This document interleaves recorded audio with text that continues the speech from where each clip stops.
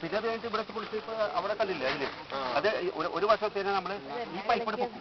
പൈപ്പോട് പൊക്കുമ്പോൾ നേരെ പകുതിയിട്ട് കൊടുക്കും. അതുപോലെ പേരക്കാലത്തേക്ക്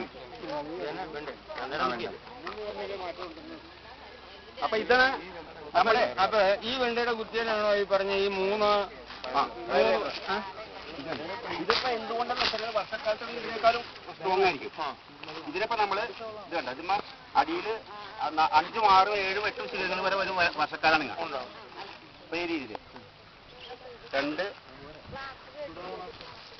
ഇത് 3 കണ്ട. ഇത് 3 അതെ. ഇപ്പൊ ഞാൻ പറഞ്ഞ എന്റെ ചെസ്റ്റിന്റെ ഹൈറ്റില് 3 എണ്ണത്തിനെ പരസ്പരം കൂട്ടിക്കെട്ടണം. കെട്ടിയ ഇവിടെ കെട്ടിയതിന് ശേഷം നമ്മളിതിനെ ഒട്ടിയിടും. ഇത് ഈ പയറ് ഇവിടെ കയറി കഴിഞ്ഞിട്ട് പക്കത്തിൽ ഉണ്ടാവും. അത് മറിച്ച് വേനൽക്കാലാണെങ്കിൽ അപ്പുറത്ത് ചെല്ലുമ്പോൾ കാണാൻ പറ്റും. അതിനെ ചുറപ്പ് 1.5 അടി താഴ്ചയിൽ കെട്ടില്ല. ഇതിനെ പരസ്പരം അങ്ങോട്ടും ഇങ്ങോട്ട് ഒടിച്ച് വെക്കും. ഇങ്ങനെ അതിനിങ്ങോട്ട് ഇതിനിങ്ങോട്ട് ഈ പയർ പൊക്കത്തിലേക്ക് വീഴാതെ പയർ ഇതിന്മേ തന്നെ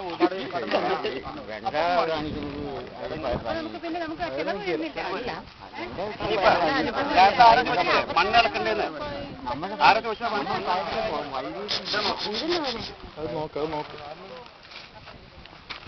ഇതിപ്പോ ഒരു മണ്ണ് ഇളക്കിയിട്ട് മുന്നിൽ കിട്ടിയ പറയണം. ഈ മണ്ണ് നോക്കും. എനിക്ക് എങ്ങനെ വേണമെങ്കിലും വായിക്കോട്ടെ. ഇത് ഇളക്കേണ്ട ആവശ്യമില്ല. ഈ മണ്ണ് ഞങ്ങളുടെ അവിടെ പറ്റും. അതായത്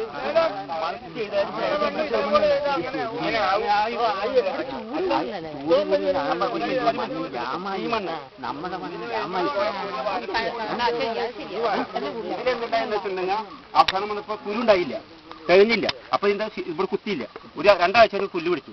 പുല്ല് പിടിച്ചു കഴിഞ്ഞപ്പോ ആ ഷീറ്റ് ഞാൻ കിട്ടുന്നു. ഒരു വേറെ ഇത് ഈ വാരം ഇപ്പൊ കൊത്തി പൊട്ടു. ആ വാരവും ഈ വാരവും ഒരു ദിവസം ഉണ്ടാക്കിയത്.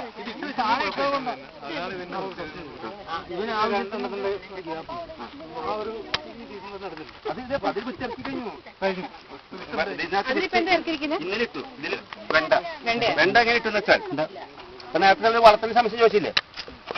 അപ്പൊ അതിനുള്ള ഉപകരണത് ഈ മെഷീൻ ഉപയോഗിച്ച് ഈ രീതിയിലൊരു കുത്ത്. ഇപ്പൊ ഞാൻ എത്ര ബലം കൊടുത്തു ആരും ശ്രദ്ധിച്ചില്ല. വെറുതെ ഒരു കൈ കൊണ്ട് കുത്തുള്ളൂ. എത്ര താന്നു പോയി നോക്കട്ടാ. എത്ര താന്നു പോയാ? നല്ല ജലാംശമുണ്ട്. ജലാംശമുണ്ട്. ആയാ ഇതിൽ ഞങ്ങൾ എന്ത് ചെയ്യുന്ന വെച്ചിട്ടുണ്ടെങ്കിൽ എന്റെ കയ്യിൽ കൊള്ളാവുന്ന ഒരു പിടി കപ്പലിന്റെ പിണ്ണാക്ക്, ഒരു പിടി സെറാമില് ഇങ്ങനത്തെ ഒരു വളം മരിക്കാൻ ജൈവ, ഒരു പിടി മീൻ വളം. ഇത് 3 ഇട്ടു. അതിൽ മണ്ണ് തട്ടിട്ടു. അതിൽ കുരു ഇന്നലെ കുത്തി 2 ദിവസം കഴിഞ്ഞ് മുളച്ചു. ഇതിന് വന്നിരിക്കുന്ന ചെലവ് എത്രയെന്നറിയോ? 4 ആളുടെ ഫുൾ ഡേ 2500 രൂപ. അല്ല 4-5-20 2000 രൂപ. ഇവിടെ 500 രൂപ. 500 രൂപ ചെലവ്. 2000 രൂപയ്ക്ക് നിങ്ങൾക്ക് ഇത്ര സ്ഥലത്ത് ഫിഷ് ഇറക്കാൻ പറ്റുമോ?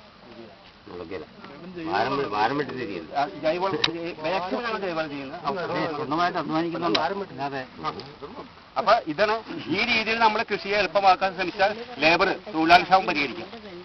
അല്ലെങ്കിൽ ഈ 20 ഏക്കർ സ്ഥലത്ത് നമ്മൾ നനയ്ക്കാനായിട്ട് റൂട്ടിക്കോടെ വിടുന്നതായിരിക്കും. പുഴ വേണം, പുഴ വേണ്ടേ? അപ്പൊ അതാണ് എങ്ങനെ ലാഭിക്കാമെന്ന് ചിന്തിക്കാം. നമുക്ക് അടുത്തേക്ക് പോവാം. ഈ വെണ്ട ഞാൻ കൃഷി ആരംഭിക്കുന്ന ഘട്ടങ്ങളിലൊക്കെ ഞാൻ ചെയ്തുകൊണ്ടിരുന്നത് നമ്മുടെ അഗ്രികൾച്ചർ യൂണിവേഴ്സിറ്റിയുടെ അർക്കാനാമി എന്ന് പറഞ്ഞതാണ്. അന്നൊക്കെ അത് നല്ല വിളവ് തന്നിരുന്നു.